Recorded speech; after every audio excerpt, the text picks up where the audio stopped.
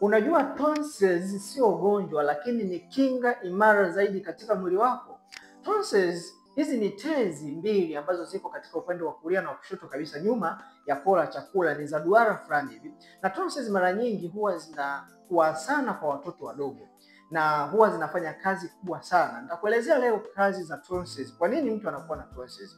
Kazi ya tonsils mojawapo kubwa sana ni kusaidia kuboresha mfumo wa kinga, yaani kuzuia kupata maambukizi ya mafua katika njia ya hewa, na maanisha katika njia ya chakula.